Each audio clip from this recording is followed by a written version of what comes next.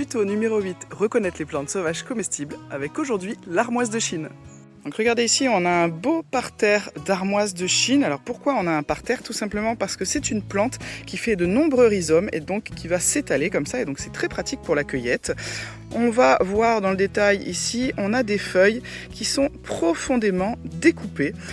Si on compare donc cette armoise de Chine à l'armoise annuelle, donc qui est cultivée, l'armoise annuelle va être encore plus découpée, presque en dentelle, tandis que l'armoise commune, elle, va avoir des lobes un peu plus larges.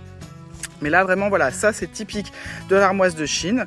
On va ensuite avoir donc sur l'armoise commune ainsi que sur l'armoise de Chine une face dessous qui est nettement blanche. Là, vous voyez vraiment c'est flagrant. On avait la face de devant et la face de derrière. Elle est vraiment très claire. Donc ça c'est aussi un élément de reconnaissance évident. On a le parfum. Vraiment si vous froissez une feuille, vous verrez, vous aurez toujours une odeur très caractéristique et qui est bien plus forte chez l'armoise de Chine que chez l'armoise commune, hein, qui pousse aussi en sauvage ici en Gironde.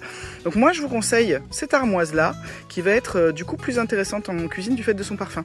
Donc après elle va pouvoir monter bien plus haut, hein, elle va monter jusqu'à 2 mètres, 2 mètres 50, elle va avoir tendance à se ramifier un peu et elle va faire des petites fleurs qui vont être blanchâtre finalement, assez proche de cette couleur de l'arrière, donc vraiment un panicule de fleurs, et on va pouvoir également utiliser les fleurs d'ailleurs.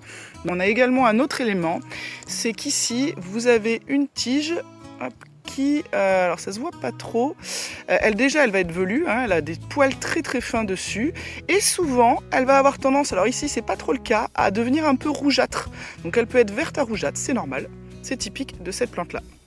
Outre les usages médicinaux de l'armoise, puisqu'elle est antimicrobienne, anti-inflammatoire, antioxydante et également digestive, et qu'elle est très connue en médecine chinoise pour la réalisation des moxa, donc qui permettent de chauffer les points d'acupuncture. On va pouvoir bien entendu utiliser feuilles et fleurs en boisson, en infusion, en boisson fermentée, ou pour même faire de l'alcool, à l'image de l'absinthe, puisqu'elle a un goût qui est très proche, même si plus qu'en frais.